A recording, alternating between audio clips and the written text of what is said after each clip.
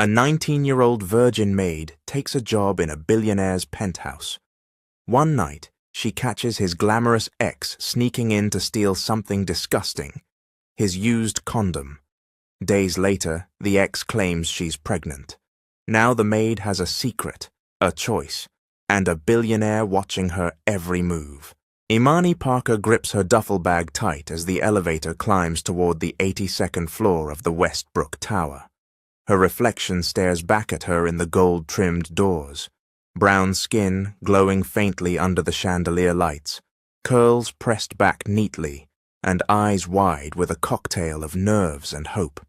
She's wearing her only good dress shirt, thrifted, ironed twice, and she still feels like she's wearing a uniform made of fear. A soft ding cuts through the silence. The doors open, and just like that, she steps into another world. The penthouse is pure black marble, chrome and cold. A glass wall looks over the city like a god's eye, stretching across the skyline with a silent kind of arrogance. Every corner is polished, every cushion untouched. This ain't no regular rich man's home. This feels like walking into money that's never had to try. "Miss Parker," says a soft southern voice behind her. Imani jumps a little. A woman in a crisp grey uniform, tall, with peppered curls and a sharp face, approaches with grace. "I'm Odessa, housekeeper and manager. Been with Mr. Westbrook since his second property. Come on now, let's get you situated." Imani follows her past glass sculptures and a piano no one plays. Her sneakers squeak a little, and she hates it. Rule number 1, you don't enter the master suite unless requested. Rule number 2, you don't take trash out from the main bedroom. It gets sorted privately. Clear? "Yes, ma'am," Imani replies, her voice small. Odessa nods approvingly. "Good girl, you'll do fine. So long as you stay out of business that don't concern you." They pass a massive oil painting above the fireplace. A woman in a red silk gown, turned to the side, face full of secrets, skin smooth like coffee, lips curled in a smirk, hair slicked into a perfect bun. The plaque reads, "Naomi Sinclair, 2020. Imani swallows. That name's been whispered online and gossiped about in blogs. Naomi was the woman who once owned Damian Westbrook's heart, and maybe still does. "She used to live here?" Imani asks. Odessa glances at the portrait, then at Imani. "Some people leave a place but not the air." The way she says it chills Imani to the bone. Later that evening, Imani slips into the maid's quarters, small but nicer than her mama's whole apartment back in South Shore. She changes into her uniform and starts cleaning the second floor, dusting shelves, polishing surfaces, folding napkins into swans. She doesn't see him until just before midnight. Damian Westbrook walks in like a shadow. Tall, sharp jawline, deep mocha skin, black-on-black designer suit. No sound, no cologne, just presence. He's barefoot, holding a wine glass, and doesn't look surprised to see her. "You're the new girl?" he says. Imani straightens up so fast she nearly knocks over the vase. "Yes, sir. Imani." He nods, takes a sip, then walks past her. No smile, no welcome, just quiet power. But something in the way he glances at her, slow, brief, then gone, makes her knees soft, makes her wonder if he already knew her name before she said it. At 2:03 a.m., Imani wakes up to a strange sound, shuffling, not footsteps, like fabric brushing marble, like someone moving quick, trying not to be heard. She wraps her robe around her and tiptoes into the hallway. The penthouse is too quiet. The air feels heavy, like it's holding its breath. She peeks toward the master suite, the doors cracked open, and someone's inside. A woman. Imani's heart freezes. The figure is bent over the trash bin by the bed, her hand disappearing into a silver-lined garbage bag. She pulls something out, small, pale, glistening. A condom. Imani stares. The woman turns her head slowly. Naomi Sinclair, same face as the painting, but now she's real, barefoot, wearing a black silk coat, hair down in soft waves. She sees Imani, and she doesn't flinch. In fact, she smiles. "Don't scream," Naomi whispers, her voice sweet as honey, slick as oil. "I'm just collecting what's mine." She slips the condom into a little glass vial from her purse, seals it tight. Then she walks toward Imani and places $100 bill in her hand, tucking it into her apron like they're old friends. "We all got bills, baby girl," she purrs. "Keep your eyes down and your lips closed." Imani stands frozen. Naomi exits through the back stairwell, hips swaying, stilettos clicking softly on the marble floor. Imani looks down at the $100 bill, then at the empty trash can, then at her own trembling hands. She doesn't sleep that night, not because she's scared, but because she knows something now, something no one else does. And the silence? It's heavy like gold. Imani can't stop thinking about the condom. All morning, her hands move out of habit, wiping counters, folding towels, organizing Damien's closet by shade and texture. But her mind is a siren blaring with what she saw. Naomi Sinclair, the stolen condom, the little glass vial. It don't make sense. Ain't nothing about it makes sense. She ain't dumb. Imani may be new to high-rise life, but she knows desperation when she sees it. Naomi wasn't trying to seduce Damien. She wasn't even trying to talk to him. She was trying to collect him. And now, Imani's stuck between silence and sanity. By noon, she's in the hallway, scrubbing a smudge from one of Damien's statues, when she hears a sharp ding from the private elevator, the one only 3 people in the building can access. Naomi walks out like she never left. Her red-bottom heels click on marble. Her curls bounce with every step. She's dressed like a billionaire's favorite dream. Sleek white suit, diamonds on her fingers, sunglasses perched on her forehead like a crown. She walks past Imani, doesn't say a word, until she's exactly 3 feet away. Then she stops, smirks, turns. "Morning, Maid." Imani stiffens, turns around slowly.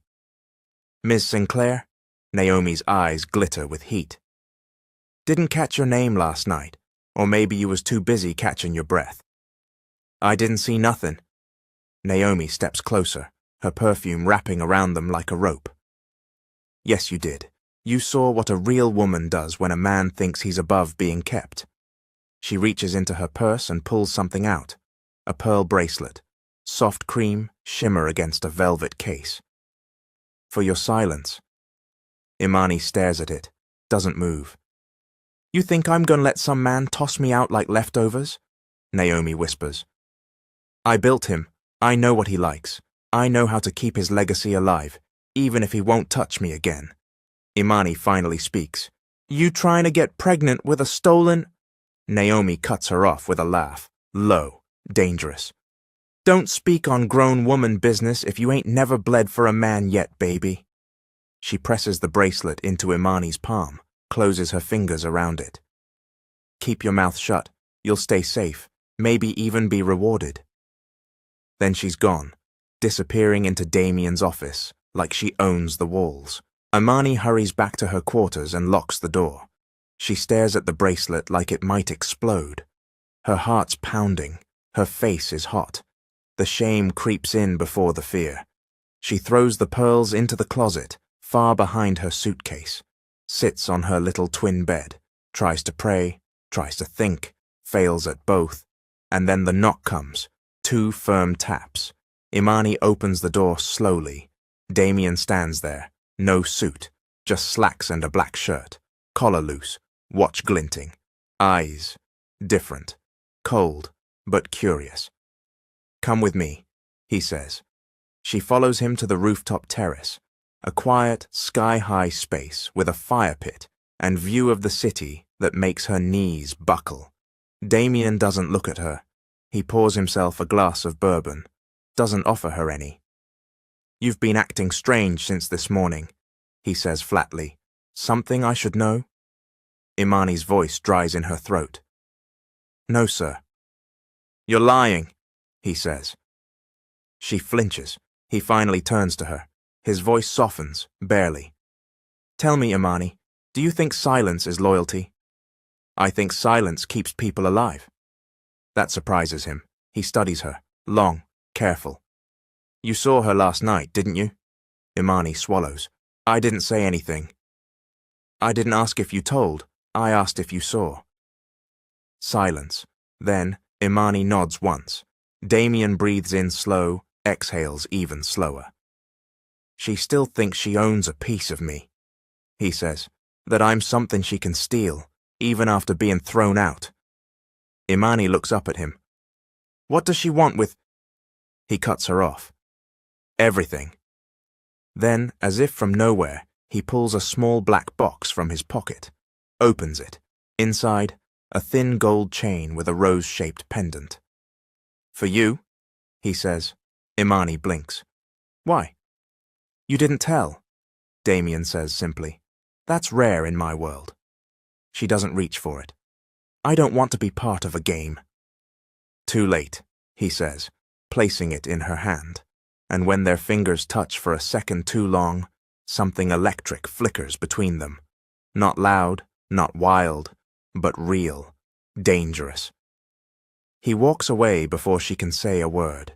Back in her room, Imani locks the chain in her drawer beside the bracelet. One gift for silence, one gift for truth. She lays on her bed, eyes wide open, and she whispers to herself, Girl, what the hell did you just step into? Dr. Latoya Banks doesn't flinch when Naomi pulls the vial out of her purse and sets it on the silver tray like it's fine wine. It glistens under the light, sealed, chilled, labeled with the date in Naomi's perfect handwriting.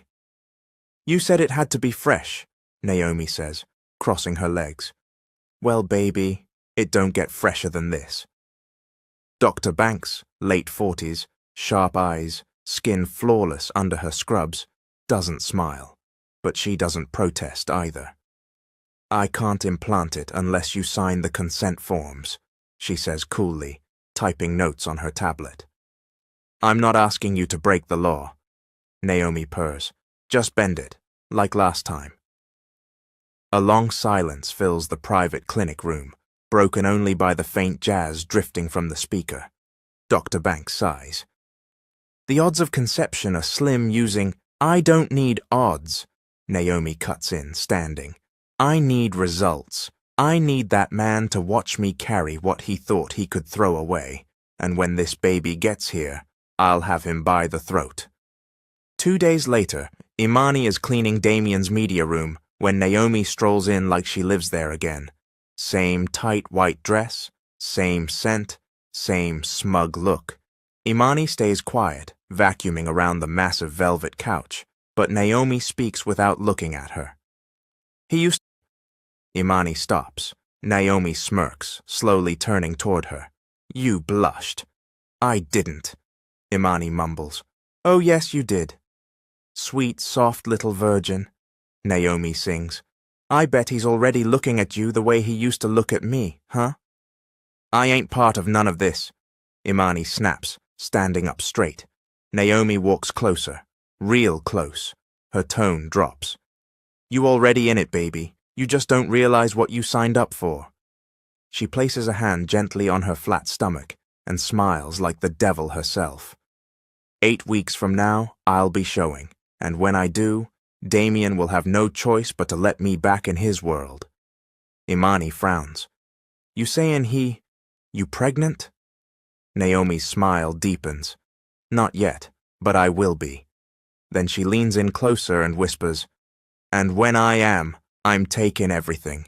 His name, his home, his company, his little heart if there's anything left. She winks. And you? You can keep the crumbs. Maybe he'll let you keep polishing his floors. Later that night, Damien sits on the penthouse balcony, swirling a dark glass of scotch, watching the city like it owes him answers. Imani steps outside, nervous but firm. He doesn't look at her. You ever feel like somebody just won't die? He asks suddenly. Imani doesn't answer right away. She told me she was going to get pregnant. He turns now, sharply. What? Imani bites her lip. She shouldn't be talking. She already said too much, but something in his face looks tired, human. She said, "She gonna carry your baby. Use it to take your stuff." Damien's jaw flexes, but his voice stays low. Did she say how? Imani hesitates. She didn't say exactly. A lie. He watches her like a surgeon studies skin before the cut. She's lying. She's always lying. The problem is... He sighs, running his hands over his face. She's gotten away with it before. Sued a man into silence back in D.C., had a baby, ran DNA, proved it was his, took half his damn startup, married him after. Imani's eyes widen. And you still... got with her? She didn't tell me that until we were engaged. Silence stretches between them. Then Damien looks directly at her. You saw something, more than what you're telling. Imani stays quiet. Damien stands, moves closer, close enough that she can smell the bourbon on his breath. I need to know everything, Imani. His voice is soft now, dangerous. She swallows. She had a condom, from your room. His eyes go sharp, cold. She took it, put it in a little vial. I saw it. Damien closes his eyes for a moment, then he laughs once, no humor. Of course she did. Imani takes a step back, nervous. I didn't know what to do. You did the right thing, he says. You mad? No, he says, just impressed she's still that crazy. He reaches into his pocket and hands her something, a card. Malik Reed, Legal and Executive Affairs. Call him tomorrow. Tell him exactly what you saw, word for word. Imani takes the card with a shaking hand. You trust me? He steps closer again. Their faces almost touch. I trust your silence more than her smile. And just like that, he walks back inside, leaving Imani on the balcony, holding the key to a man's empire. The penthouse is quiet, too quiet. Imani's never felt silence like this before, not even in her auntie's old shotgun house back in Chicago. This silence wraps around her like velvet, but under the softness, something sharp is pressing against her spine. She holds Malik Reed's business card in her hand, like it's ticking. Legal and Executive Affairs. The next morning, she calls him. Malik Reed answers after 2 rings. His voice is clipped, direct. Talk to me. Imani tells him everything. Naomi sneaking in, the used condom, the vial, the conversation on the media room couch. Every detail she's tried to forget is now tumbling out her mouth like a confession she didn't ask for. Malik doesn't interrupt once. When she's done, there's a pause. Then he speaks. You realize what you just gave us, right? I just told the truth. You gave us ammunition, and in Damien's world, that's everything. That night, Damien calls Imani into the library. He's not dressed like the usual sharp-edged billionaire. No suit, no tie, just a black Henley and grey joggers. The man looks almost soft, but the room is anything but. Leather books, steel sculptures, floor-to-ceiling windows that make the city look like it belongs to him. He gestures for her to sit. She does, nervously, on the edge of the leather chair. I talked to Malik, he says, pouring himself a glass of whiskey. He thinks we should file a preemptive injunction. What's that mean? Imani asks, unsure. It means we put legal protection in place, so Naomi can't claim rights to anything until we prove she committed fraud. Oh, he watches her carefully, sipping slow. Why'd you come forward, Imani? You didn't have to. Imani swallows. Because I'm not like her. Damien leans in, eyes narrowing. Number, you're not. She feels his words wrap around her, the way he says it, like it's both a compliment and a dare. Then silence again, until he speaks, lower now. I can't trust many people. Everyone around me either wants to own me or bleed me slowly. He steps closer. Every footstep feels like a drumbeat in Imani's chest. I'm not trying to bleed you, she whispers. I know. They're close now. So close she can see the lines in his lips, the flicker in his eyes. You ever been kissed, Imani? She freezes, doesn't answer. I can tell, he says softly. Then he brushes her chin with his fingers, gentle but commanding. If I kissed you right now, would you let me? She wants to lie, wants to say no. But she doesn't move. She doesn't breathe. His lips touch hers. Slow, warm, deliberate. Not demanding, not violent. Just slow. When he pulls away, he doesn't apologize. He studies her face like it's a painting he doesn't fully understand yet. You can go now, he says finally. Imani walks out of the room shaking. Naomi is waiting in the hallway, back pressed to the wall, nails tapping her phone. She saw it. She always does. She leans in as Imani passes. You let him kiss you? Imani doesn't answer. Naomi's smile is pure venom. That's how it starts. Then he crawls into your head, then your bed. Then one day you wake up and realize you gave him everything and still ain't got sought. Imani stares at her, voice steady. I'm not you. Naomi leans close, whispering so only Imani hears. No, you ain't, but I'm what you'll become if he keeps touching you like that. Later, Imani sits alone in her room. She doesn't cry. She touches her lips once, remembering the heat, the ache, the confusion. Outside her window, the city blinks like it knows too much. And downstairs, Damien stands in the dark, watching the surveillance feed. Replay, rewind, replay again. The kiss, the girl, the new weakness he didn't see coming. The next evening, the air in the penthouse feels different, thicker. Imani stands outside Damien's bedroom suite, hands trembling as she clutches a tray with his dinner. Jerk salmon, asparagus, wild rice, made exactly the way he likes. Odessa helped her plate it, gave her one of those sideways glances that always seem to say, Girl, you walking into some mess you ain't ready for. She knocks once, no answer. She knocks again, still nothing. Just as she's about to turn away, the door creaks open on its own. Damien's voice drifts from inside, calm, controlled. Come in. She walks in, trying to hold her posture tight. The lights are dim, the curtains drawn, no music, no scent of cologne. Just Damien sitting at the edge of the bed, sleeves rolled up, black slacks hugging his thighs like second skin. Sit, he says. She does. He doesn't eat the food, doesn't even glance at it. Instead, he picks up a small silver remote and presses a button. A hidden panel on the wall slides open, smooth and quiet. Behind it, a tinted glass window that stretches from floor to ceiling. And behind that glass, a bedroom. No, the bedroom. Naomi's old one. Imani's pulse skips. What is this? She asks quietly. The viewing room, Damien says. Soundproof, one-way mirror. Used to be Naomi's idea. Why are you showing me this?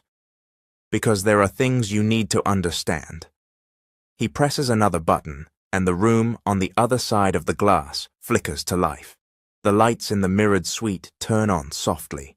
A second later, Naomi walks in, barefoot, wrapped in a silk robe that looks like moonlight wrapped in sin.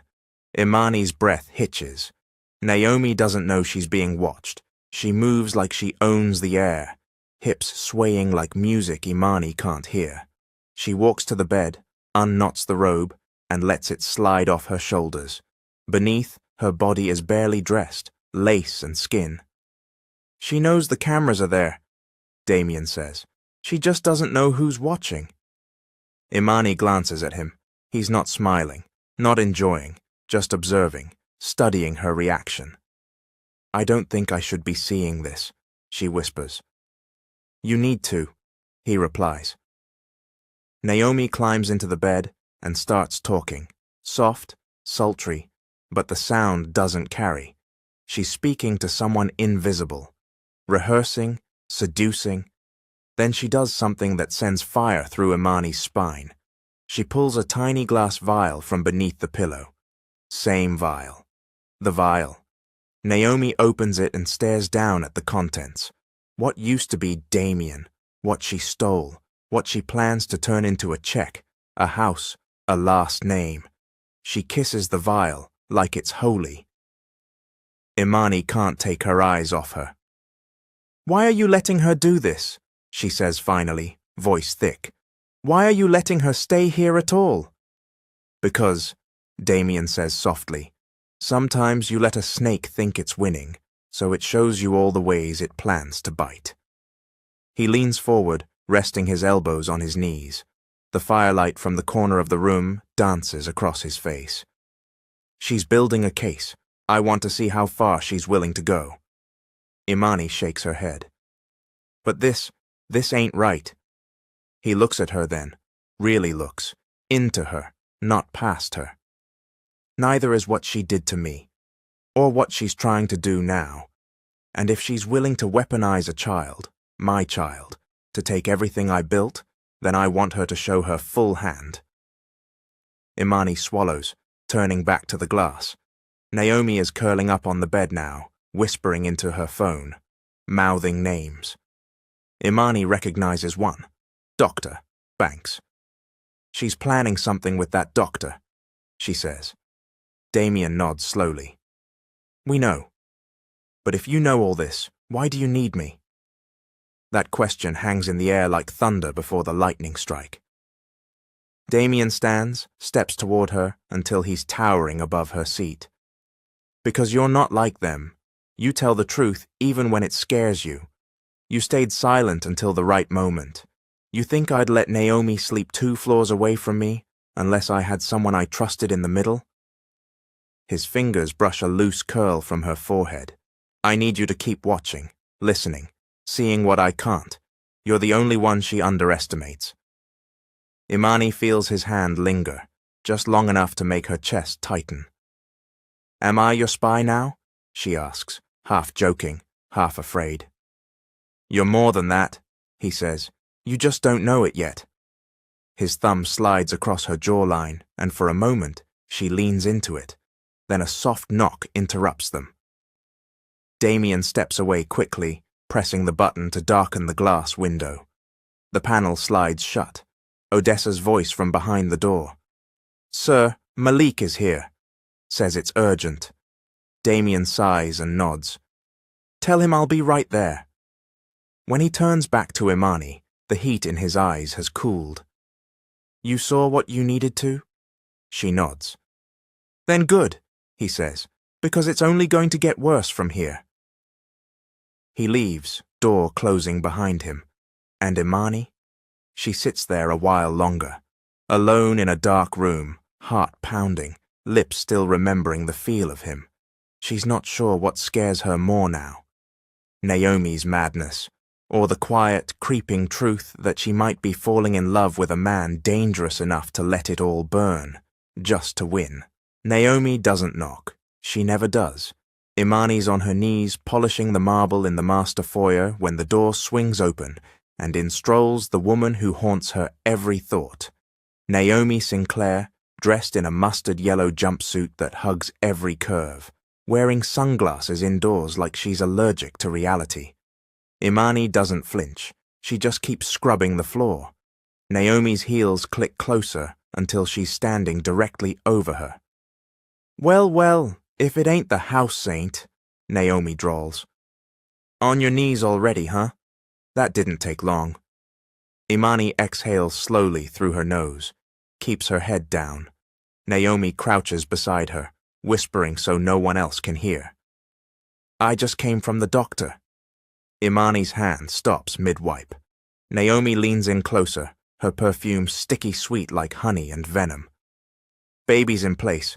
Took beautifully. Dr. Banks says I'm a damn miracle." Imani turns her head slowly to look at her. "You really pregnant?" Naomi grins. "You asking if it's real or if it's his?" Imani says nothing. Naomi answers anyway. It's real, and oh yes, it's his. I took what was mine, just like I told you I would. She stands again, smoothing her jumpsuit. By the time that baby's born, the name on this building gonna be Naomi Westbrook, and you'll still be scrubbing corners. She walks off with a wink. That night, Imani can't sleep. The sheets feel too clean, the room too quiet. Her thoughts are fireflies trapped in a jar, banging against her brain. She slips out of bed and walks barefoot through the dark corridors of the penthouse, past the grand piano no one plays, past the oil painting of Naomi, still smirking like she knew all this would happen. She finds herself outside Damien's private door, the one he told her never to enter unless he asked. She doesn't knock, just presses her palm gently against the door. It opens. Inside, the room is dimly lit by floor lanterns. A soft scent of amber and smoke lingers in the air. Damien stands at the far end, shirtless, wearing only loose black lounge pants. His back is to her. On the wall beside him hangs something strange. Long red velvet straps attached to a silver rod. Underneath, a low platform bed with black silk sheets. Everything in here feels different. Not luxurious, not cold, but intimate. Intentionally intimate. Imani steps in slowly, heart beating wild. Damien doesn't turn around, but he speaks. I thought you might come. How'd you know? Because she told you she's pregnant. Imani swallows. She said it worked, the procedure, that it's yours. She wants it to be mine, Damien says. But what she wants and what's true, those ain't the same. He turns then, eyes heavy, voice quiet. I'm having the samples tested next week. DNA, conception timing, everything. But Naomi doesn't care about truth, she cares about leverage, and that child, if it's even real, is her weapon. He walks to the bed and sits, resting his elbows on his knees. You ever been controlled, Imani? She blinks. What? Completely, mentally, physically, emotionally. You ever had someone own your every breath? She doesn't answer. Damien points to the velvet straps. She liked that, the restraint, the illusion of freedom. Imani steps closer, voice soft. Is that what you want from me? He looks up at her, eyes unreadable. No, he says, I don't want to control you. I want to see if you'd choose to stay. He stands again, moving closer. He's so near now she can feel the warmth of his breath. But I will test you, he adds, his voice dropping, because I need to know if you'll break. She should be afraid, should back away, should leave, but she doesn't move. Then test me, she says quietly. The next morning, Imani wakes in her own bed, fully clothed, untouched, but not unchanged. The velvet straps are burned into her memory. The question he didn't ask still echoes in her ears. Would you ever let me keep you? Naomi is waiting in the kitchen, wearing Damien's hoodie, stirring coffee like she owns the damn house. You're walking different, she says, without looking up. Imani's face burns. You didn't sleep with him, did you? Naomi says, eyes flashing. No. Naomi smirks. But he let you in the red room, didn't he? Imani's eyes narrow. What do you know about that? I built that room, Naomi says proudly. For him, for us.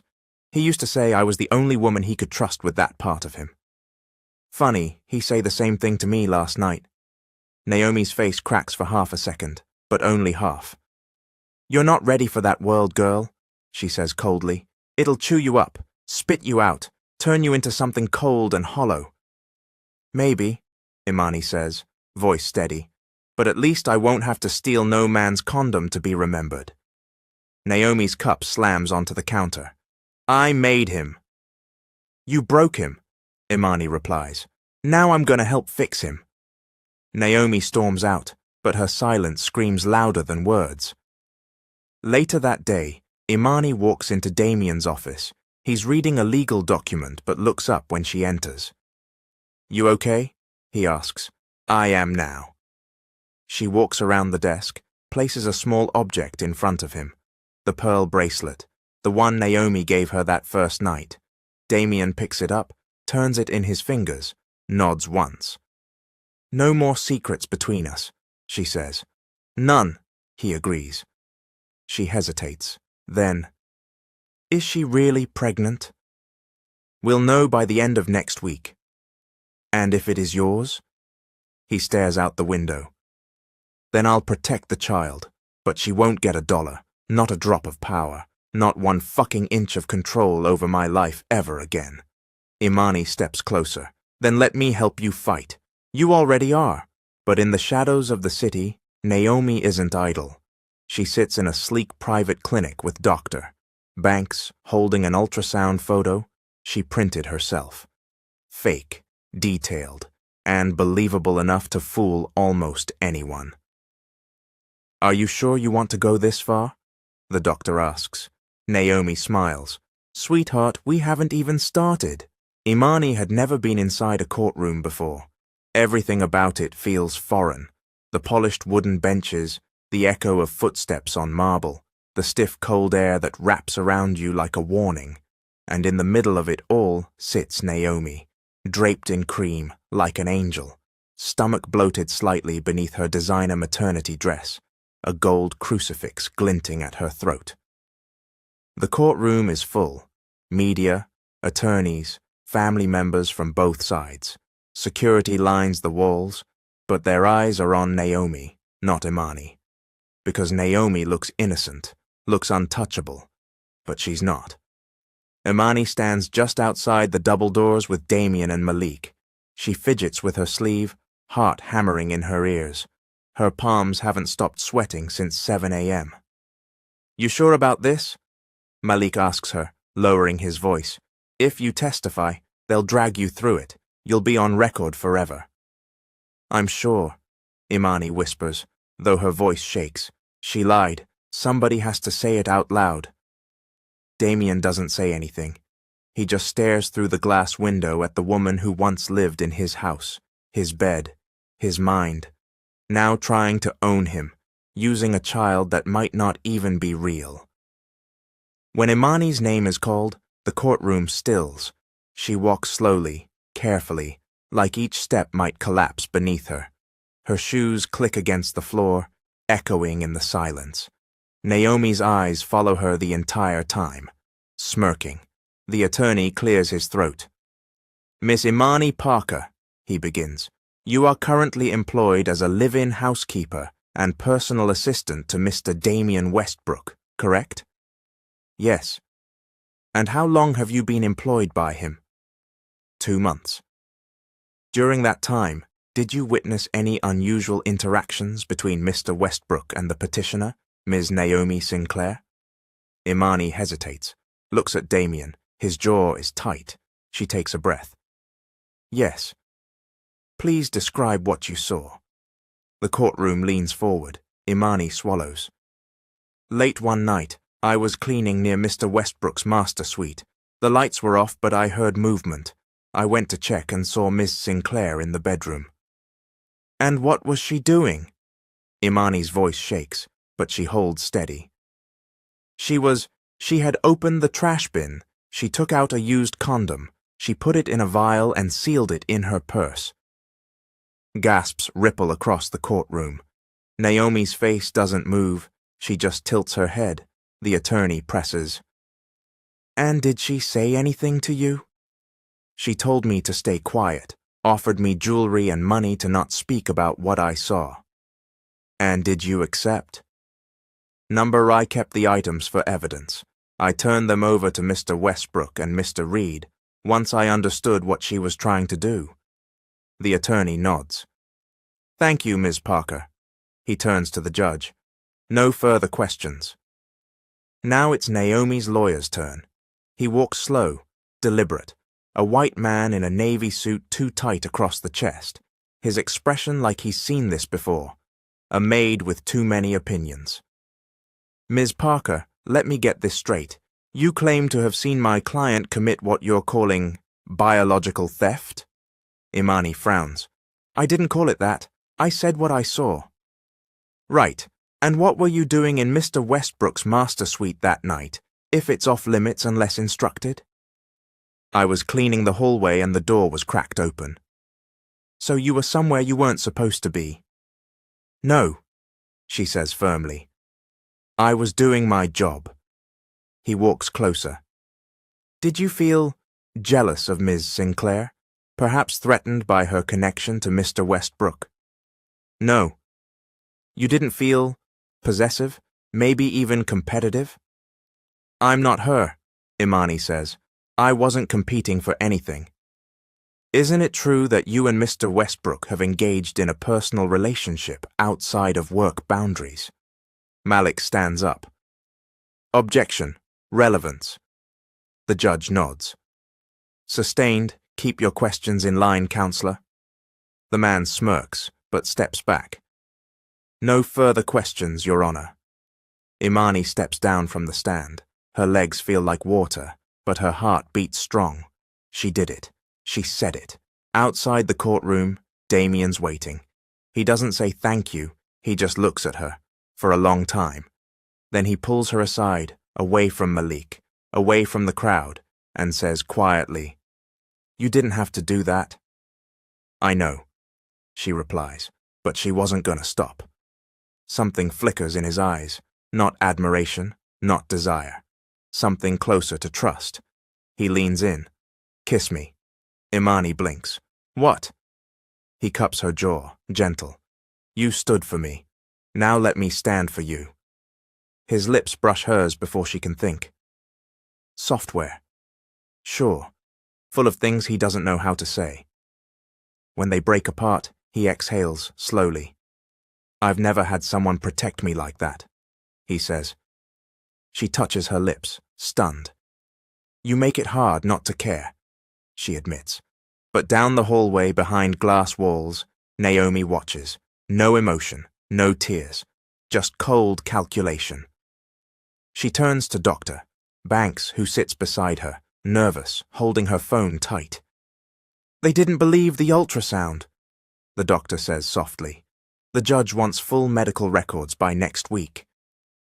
They'll get 'em, Naomi whispers. But Naomi grabs her wrist hard.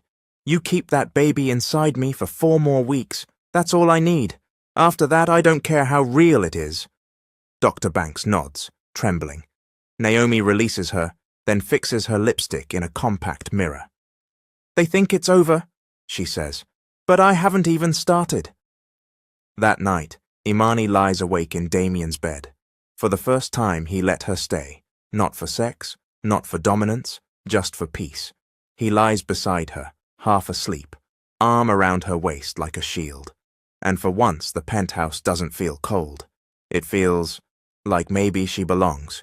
But deep down, she knows this ain't the end. This is just the calm, because Naomi ain't finished, and love in this house comes with terms. The envelope lands on Damien's desk with a soft thud, but the tension in the room is anything but quiet. Malik stands by the window, arms crossed. Imani sits across from Damien, her hands folded so tight her knuckles ache. The penthouse is still, like it knows something's about to shift. Damien doesn't say a word as he slices the seal. Inside, 3 pages. Clinical, cold, final. DNA paternity test results. He reads it once, then again. He doesn't blink, doesn't breathe. His jaw just tightens, the muscle twitching under his perfect skin. Imani leans forward. Is it? No, Damien says flatly. Imani exhales so hard it comes out a laugh. So it's not yours. Damien nods once. Malik turns away from the window, sighing deeply. Thank God. That ends this circus. Not yet, Damien says, tossing the papers onto the desk. The court still has to review it, and Naomi, she's not going to go down that easy, and she doesn't. The next morning, Naomi stands on the courthouse steps with tears in her eyes, flanked by her attorney and Dr. Banks. She's holding a different envelope, one with a hospital's official seal and a notarized statement. "I was manipulated," she tells reporters, voice trembling just enough to be believable. "The test was sabotaged. Damian Westbrook switched his DNA sample. Camera shutters click like gunfire." Dr. Banks nods solemnly beside her. "We have ordered an independent retest, conducted by a third party. There's still a child involved. We urge Mr. Westbrook to act responsibly." Naomi clutches her belly with both hands. "I won't let my baby be erased." Imani watches the press conference on the flat screen in Damian's office, fingers clenched around a tea mug. "She just lies," she mutters, effortlessly, like she breathed it. Damian paces slowly across the room, controlled, calculating. "She's betting the court will be afraid to call her a liar in public," he says.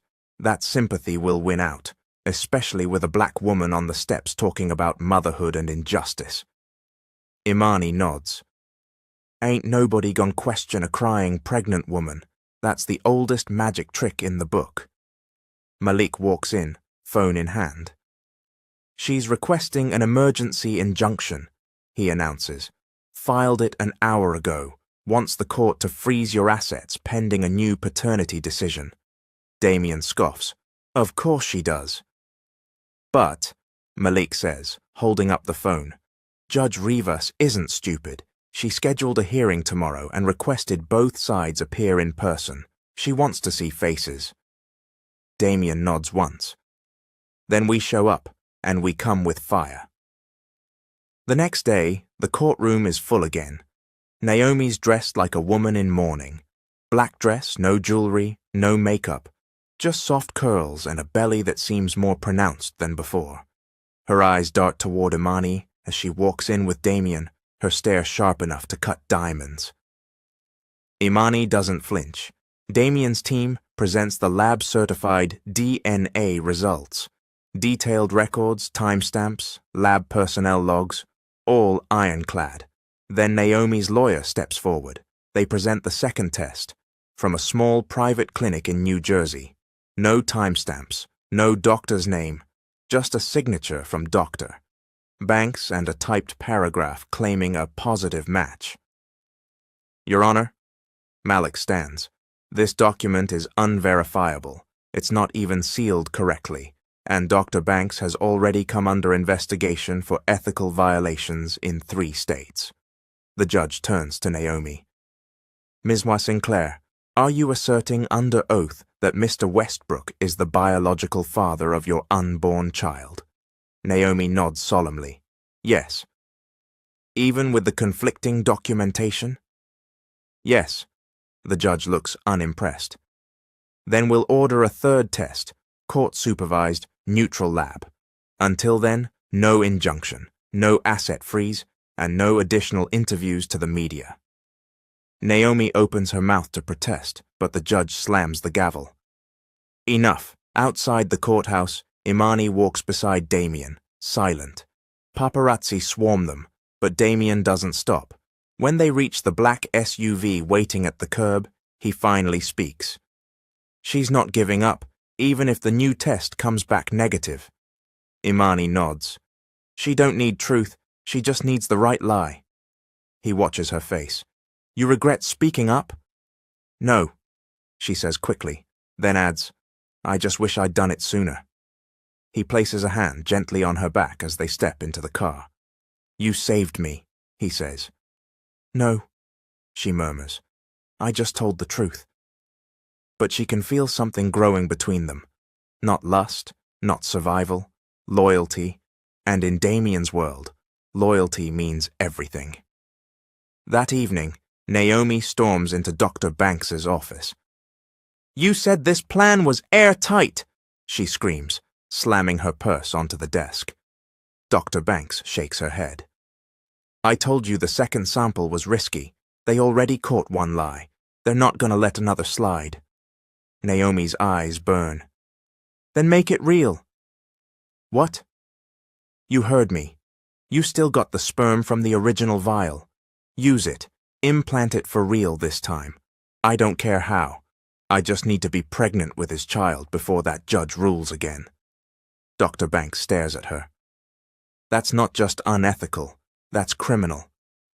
Naomi leans across the desk, voice dropping. Then do it quiet.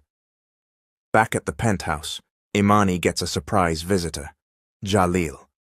She opens the door and nearly drops her phone. He's standing there in a North Face jacket, chain tucked under a faded tee, sneakers fresh but familiar. "Damn, girl," he says, grinning. "You really living like this now?" She hugs him before she can even think. "What are you doing here?" He shrugs. "You stopped calling. Auntie got worried. Figured I'd pull up." Damien walks into the room just then. Jalil raises an eyebrow. "That him?" Imani nods. Damien offers a hand. Jalil doesn't take it. Imani steps between them quickly. "He's cool. He's from home." Damien eyes him for a long moment, then nods. "I'm trusting you because she does," he says. "Don't make me regret it." Jalil snorts. "I ain't afraid of you, bruh." Imani sighs. "Lord have mercy." That night she lies awake in bed, heart torn between two worlds, the one she came from and the one she's in now. Damien's touch still lingers on her skin, his kiss still haunts her mouth, but Jalil's voice echoes in her ear. "This whole place feels like a trap. Be careful who you saving, Imani. Sometimes they don't want to be saved." Meanwhile, in a sterile white room, Naomi lies back on a medical table, legs in stirrups, eyes focused on the ceiling. Dr. Banks prepares the syringe. No cameras, no press, just two women and one final chance at controlling a man through blood. "Inject it," Naomi whispers. "Let's finish what we started." The next morning, the penthouse is quiet, but not the peaceful kind. There's tension under the floorboards, the kind that hums when something dark is coming. Damien sits at the kitchen island with Malik, laptop open, eyes locked on a file he's read 3 times. Imani stands nearby, watching from a distance. She can tell something's off, worse than usual. "Say it again," Damien says coldly. Malik sighs. She scheduled a second insemination, confirmed through an anonymous clinic that flagged the payment. It came from Naomi's holding account. She used the original sample again. Damien's fingers curl into fists. And Dr. Banks? Still on payroll, still complicit, but keeping quiet, for now. Imani steps forward slowly. "You said the original sample was destroyed." "It should have been," Malik replies, "but Banks kept a frozen reserve. We traced the container delivery, confirmed last week's procedure." "So, she's really pregnant now?" Imani asks. Malik nods grimly. "More than likely." Damien rises from the stool, pacing the floor like a lion. His jaw is clenched, muscles rippling under his black t-shirt. Imani watches him closely, unsure if what she's seeing is fury, fear, or something worse. "She's playing God now," Damien growls, "forcing me into fatherhood like it's a business transaction." Imani steps closer. "What you gonna do?" His eyes cut to hers, not angry at her, but through her. "Fix it." Naomi is all smiles at her latest appointment. The technician wipes the jelly from her stomach and hands her a photo. Black and white, blurry, but enough to convince the world of her truth. "You're about 4 weeks along," the tech says. Naomi fakes a tear, sniffles. "He's going to be so happy." She texts the photo to Dr. Banks with one line beneath it. "Prepare to testify." Then she sends the same photo to Damien with no caption, just the image. A baby. Imani is in the middle of changing the bedding when Damien calls her to his private office. When she enters, the room is still. The photo is on his desk. The baby, the lie, the power move. Imani walks to the desk and picks it up. "She sent this to you?" 30 minutes ago, Damien says, voice tight. "She real bold." She's playing to win, always has. He walks to the corner of the room where the heavy velvet curtains are drawn tight. He pulls them back, letting daylight pour in. I thought I had power, he murmurs. Money, influence, control. He turns to her, eyes raw. But the truth is, one drop of blood, one heartbeat in her belly, and now I'm back in chains. Imani walks to him, stands chest to chest. No, she says. You not in chains. She pulls something from her back pocket, the gold necklace he gave her, the one he said symbolized trust. She lifts it, shows the clasp is broken. It snapped this morning while I was cleaning, she says, and I thought maybe that's a sign. Damien takes the chain, studies it. Maybe it is, he agrees. Then break it all, she says softly. Start over. Their eyes lock, and just like that, he pulls her into him. No hesitation, no slow seduction, just need. Their lips crash, their breath tangling, hands greedy and desperate. It's not about lust anymore. It's about control and letting it go. They make love that night like it's war, no whispers, no hesitation, just skin and sweat and tension that finally gives way to heat. Imani lays beneath him, wrapped in his arms, thinking, I don't know if I just saved this man or became one more chain he wears. The next day, Naomi drops the photo off at the courthouse in a silver envelope, requesting an update to her injunction request. She leaves a note tucked inside. DNA confirmed. 4 weeks pregnant, expecting a boy, heir to the Westbrook name. The court clerk logs it and stamps the receipt. Naomi smiles as she walks away. She never doubts her path. Meanwhile, Jalil waits for Imani outside the tower. He's pacing, nervous. She meets him in a rush, bundled in her coat. What's wrong? She asks. I did some digging, Jalil says. Back home, Naomi used to be married. Guy named Elias Stroud. I pulled records. Imani blinks. Okay. She faked that pregnancy too. Had a miscarriage after draining him of $2 million and filing for divorce. Imani's stomach drops. You sure? He holds up his phone, showing court records. Positive. She told Damien she was never married before. Exactly. Imani bites her lip. You think he'll believe it? Jalil shrugs. Only one way to find out. Back in the penthouse, Damien stares at the ultrasound again. It's on his desk, like a curse. When Imani returns, she tells him everything Jalil found, shows him the papers. He reads them slowly, then laughs once, cold and bitter. Of course, Elias, I should have known. Imani studies his face. You okay? He looks at her, exhausted. Number, but I will be. He picks up the phone. Malik, I want a new motion filed. Fraud, intentional emotional and financial manipulation. We drag her. Already on it, Malik replies. Damien hangs up and turns to Imani. No more playing defense? She steps toward him. Then what's next? He kisses her forehead. We attack. That night, Naomi sits alone in her suite. She holds the ultrasound in one hand and a glass of wine in the other. The baby inside her is still just a whisper, a gamble. But if there's one thing Naomi Sinclair knows, whispers become storms, and she's just getting started. It hits the blogs first, not the pregnancy, not the lawsuit, but the kiss. A photo of Damien and Imani in the penthouse elevator, wrapped around each other like heat and hunger, mouths pressed like secrets being swallowed whole. The headline reads, Billionaire Damien Westbrook moves on from Naomi Sinclair with his 19-year-old maid. Imani's face is blurred at first, but not for long.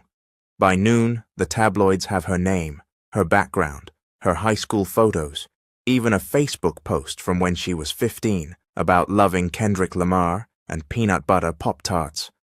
By 2, they have a clip of Naomi fake crying on a morning talk show. I just feel so betrayed, Naomi sniffles. To find out he's moved on with the help? While I'm carrying his child? Lies, delivered with trembling lips and glossy eyes. The whole world eats it up. Imani stands in the corner of Damien's office, phone buzzing non-stop in her back pocket. Every headline makes her sick. Every notification feels like glass in her chest. Damien is pacing. Malik sits at the desk with his hands steepled, jaw tight. Naomi released it, Malik says. Or her lawyer did. Doesn't matter. The damage is done. She's trying to paint herself as the victim, Damien mutters. The innocent mother, and me as the predator. She's playing the black woman archetype masterfully, Malik says, weaponizing sympathy, spinning the single mother narrative. Meanwhile, you're the billionaire boss who seduced his housekeeper. Imani finally speaks. He didn't seduce me. Malik looks at her. I know that, you know that, but the media doesn't care. Damien stops pacing and turns to her. I'll do a press conference, publicly declare the relationship started recently, that it's consensual. No, Imani says firmly. You go up there and defend me. It'll just make me look weak, like I can't speak for myself. Malik raises an eyebrow. You're sure? Imani nods. I'll talk. I'll tell my side. Damien's eyes soften. You don't have to. I want to.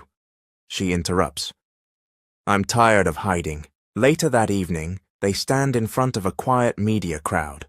Hand-picked. No TMZ, no gossip sites. Just two credible outlets and a camera streaming live on Westbrook Media's private platform.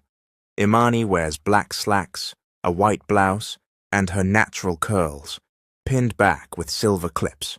No makeup, no jewelry, just her. Damien introduces her, then steps back. The podium feels too tall, but she lifts her chin. My name is Imani Parker. Yes, I'm Damien Westbrook's employee. And yes, we're in a relationship. Flashbulbs blink. Reporters lean in. I wasn't seduced. I wasn't coerced. I'm not a victim. I made a choice to love a man who has been lied on, set up and manipulated, and I don't regret it. She pauses, breathes. I also testified in court about what I saw. Naomi Sinclair stealing his used condom, trying to fake a pregnancy to trap him. That was real. And she's still doing it. Her voice breaks for just a second, but she recovers. She's not a mother, she's a manipulator, and I will not let her use my silence as a weapon ever again. The room is still. Then comes the buzz, the likes, the chaos. By the next morning, half the internet loves her. The other half tears her to pieces. She's a gold digger. She's brave. She's stupid. She's his PR stunt. She's a queen. She's a problem. And Naomi? Naomi responds on live TV the next day. She sits with perfect posture, belly just beginning to show beneath a cream satin dress. The interviewer doesn't ask hard questions, just nods and coos as Naomi weeps softly and says, I only ever wanted to be loved, and now the man I loved is treating me like trash and letting his teenage girlfriend slander me. I'm carrying a child, and all they care about is PR. It works. The internet spins again. Sympathy floods her page. Back at the penthouse, Imani slams her phone down on the counter. I can't keep doing this. Damien looks up from the sofa. What happened? She's weaponizing everything. Every word I said, twisted. Now people saying I made it up, that I lied under oath. She's good at what she does, Damien says bitterly. She's been doing it longer than you've been alive. I'm not scared of her, Imani replies. I feel like every time I breathe, she got the world ready to judge me. He walks to her, wraps his arms around her waist. You don't have to explain yourself to them. I don't care about them, she snaps. I care about you, about surviving this. His gaze softens. We'll survive it together. That night, Naomi breaks into the penthouse. She gets in using an old code she memorized months ago. The alarm didn't reset after the last court hearing. She moves like a ghost, barefoot, black hoodie, surgical gloves. She doesn't touch Imani or Damien. She doesn't scream. She just walks into the nursery room, the one being built in preparation for Damien's possible child, the one Malik insisted they prepare to protect legal appearances, and rips the mobile from the ceiling. She takes one of the baby books off the shelf and scribbles a note inside, leaves it on the crib pillow. Then she vanishes. Imani finds it in the morning. The note reads, "You can have his body, his bed, even his company. But the blood, that's mine, and I'm not leaving without it." N. Malik installs a new security team that day. Armed guards, retina scan entries, fingerprint access. But Damien's not worried about locks. He's worried about what comes after, because the court date is coming, and if Naomi's pregnancy is confirmed and connected to him, she wins. Imani lays in bed that night, listening to the storm outside beat against the glass. She rolls over to Damien, watching him sleep. For once he looks peaceful, his face softens. No worry lines, just the man behind the myth. She brushes her fingers across his jaw and whispers, "You saved me first, now it's my turn." Meanwhile, Naomi sits in a private hotel suite, phone pressed to her ear. "Yes," she says, "the real DNA test is scheduled. It'll match. I made sure of that." Pause. Then, "And once I get that confirmation, I'll take the stand. He'll lose everything. And that girl?" She sips wine. "She'll learn what happens when you steal what belongs to me." The courtroom is warmer than usual, or maybe it's just Imani, sitting in the front row beside Malik, trying to keep her breathing steady. Damien sits beside her, hands folded tight, jaw clenched. He hasn't spoken in 20 minutes, just stares straight ahead like he's trying to see past what's coming. The judge calls the case to order. Naomi steps up to the stand like she's walking a red carpet. She's glowing, literally, pregnant belly on full display. Her curls are sleek, makeup soft, dress ivory white with a satin belt resting just below her bump. She plays the part like she was born for it.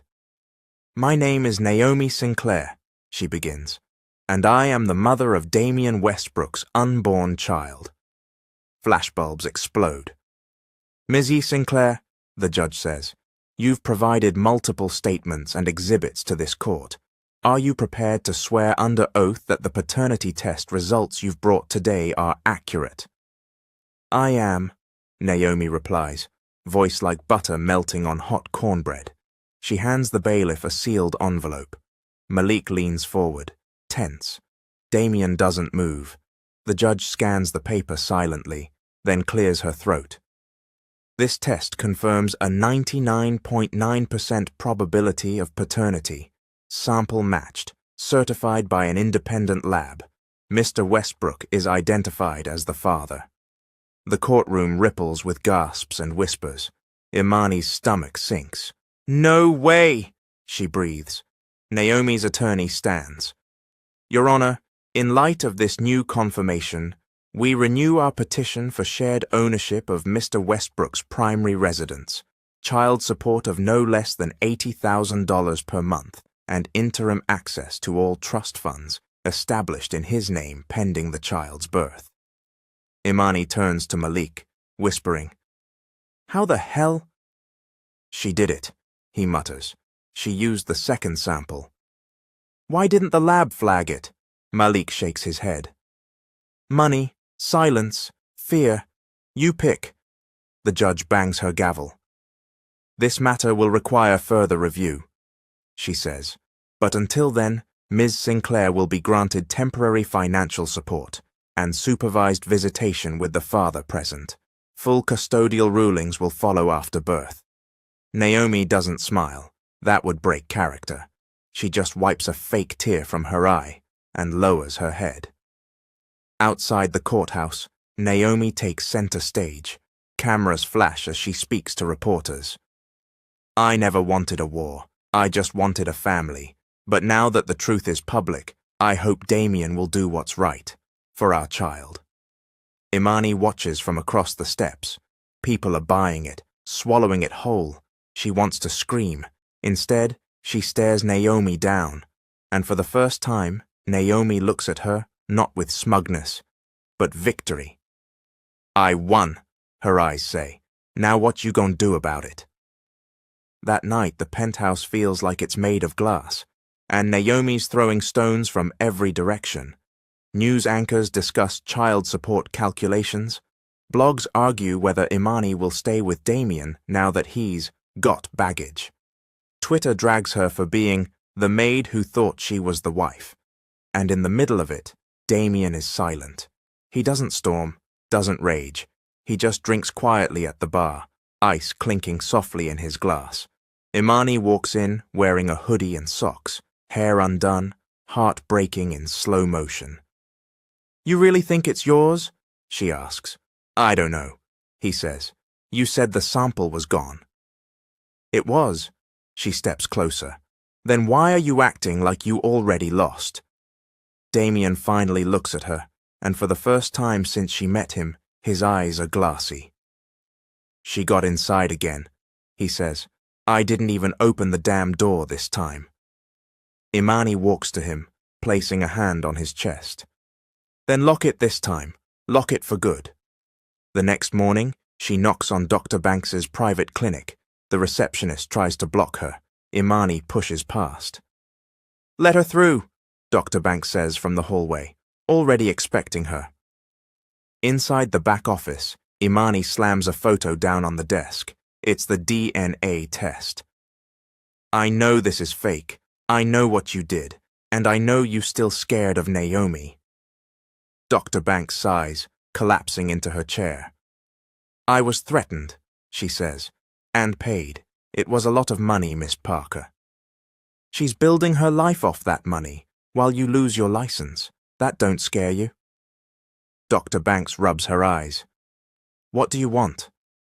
The original files, Imani says. The test records, the camera footage, everything that proves she paid you to keep that sample and implant it after the court ruling. Dr. Banks shakes her head. That'll ruin her. I don't care. She'll come after me. Then you better hit her first. That night, Imani returns to the penthouse with a flash drive and a folder. She drops it on Damien's desk. What's this? He asks. Insurance. He opens the folder, scans the signed documents, the time-stamped appointment logs, the video of Naomi and Dr. Banks exchanging envelopes. It's all there, everything they need. This is what wins cases, Malik says from the doorway, having been summoned. This is what buries people, Damien mutters. No, Imani says. This is what sets you free. The next day, Naomi is served. Intent to countersue, charges, medical fraud, evidence tampering, paternity deception, defamation, emotional abuse. Her lawyer tries to shield her. The press explodes. And for the first time, Naomi falters. Just for a second, the mask slips, and the world sees what Imani saw all along. A woman who doesn't love, just consumes. In her hotel suite, Naomi rages.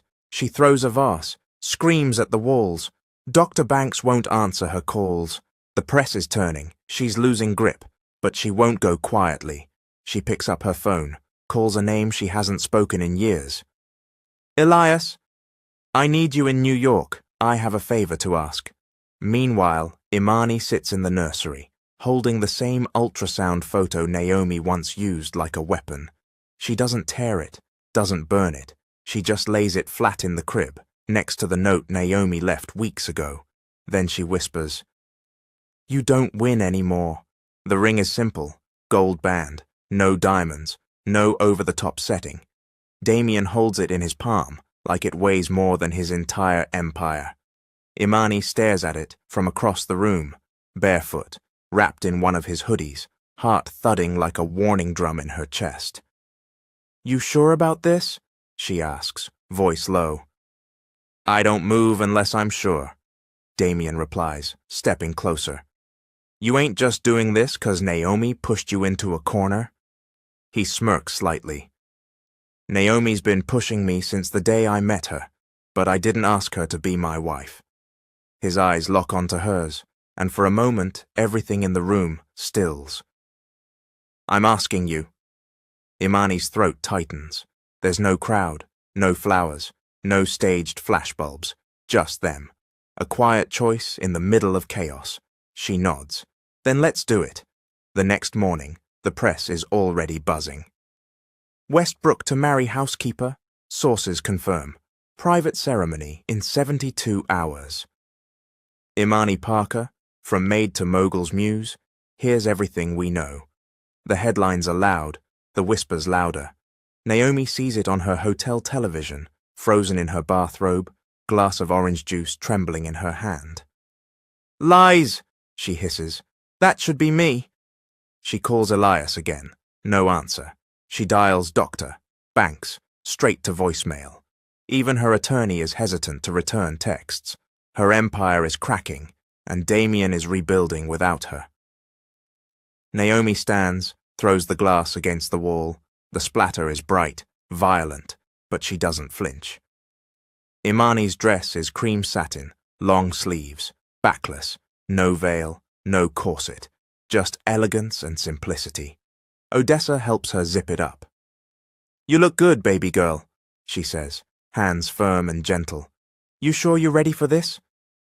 I've been sure since I stood on that witness stand, Imani says. Naomi ain't gon' ruin me, or him, not anymore. Odessa nods. Then go stand in what's yours. The ceremony is private. 7 people total. Just Malik, Jalil, Odessa, and Damien's sister Jada on the guest list. A judge, no press. The rooftop is lit with soft lights and surrounded by silence. Damien waits for her in a tailored black suit, hair cut fresh, skin gleaming under the evening sun. When Imani walks toward him, everything else fades. He reaches for her hand. You didn't save me, he says. She blinks. You made me want to save myself. The judge speaks. They say vows. Short, real, no fluff. And when they kiss, it's like sealing a truth they've been trying not to speak aloud. They're in this together, for better or worse. But downstairs, in the shadows of the lobby, Naomi is watching, hair pinned, eyes cold, dressed like a wedding crasher from hell. Security doesn't recognize her in the new wig and makeup. She moves past the front desk like fog, pressing the elevator button with shaking fingers. Inside her purse, a sharp silver blade. Nothing fancy, just enough to remind people what she's capable of. The elevator doors close, and the numbers begin to rise. Back on the rooftop, Malik receives a call. His face drops. He steps away to answer, then rushes toward Damien, whispering fast. Security breach. She's in the building. Damien's body stiffens. He turns to Imani, who's still glowing from the kiss, smiling at Jada and Jalil. He walks to her, placing both hands on her waist. I need you to go with Malik, right now. What's wrong? She's here. Imani's eyes widen. Damien kisses her forehead, then turns. I'll handle it. The elevator dings on the 82nd floor. Naomi steps out, blade hidden in her sleeve. She doesn't run. She walks, each step more unhinged than the last. A security guard appears around the corner, too slow. She slashes his arm.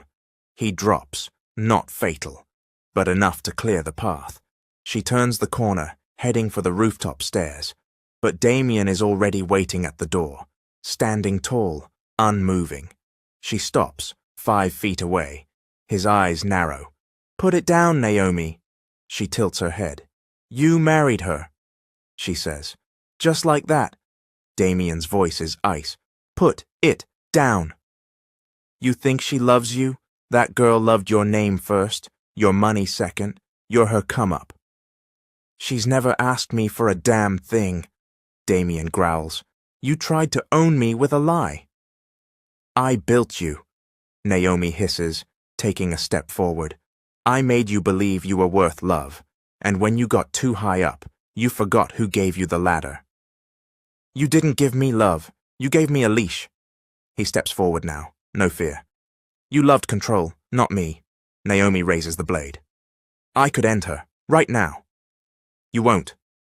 I swear to God I will. Damien's voice drops, dead cold. She's carrying. Naomi flinches. What? She's pregnant. A lie, but delivered with perfect conviction. Naomi's face cracks. You lying? He shrugs. Try me. She staggers back. The knife drops. Her breath comes in gasps. I was supposed to... You were never supposed to be anything but a lesson, Damien says. Naomi sinks to her knees, sobbing, not fake, real this time. Real, because now, it's over. Security grabs her quietly, dragging her away as she screams. That child is mine! You hear me? Mine! Imani watches it all from the stairwell. She saw the blade, saw Naomi fall apart like a broken doll. She saw Damien lie to save her life, and she understands something in that moment. This man?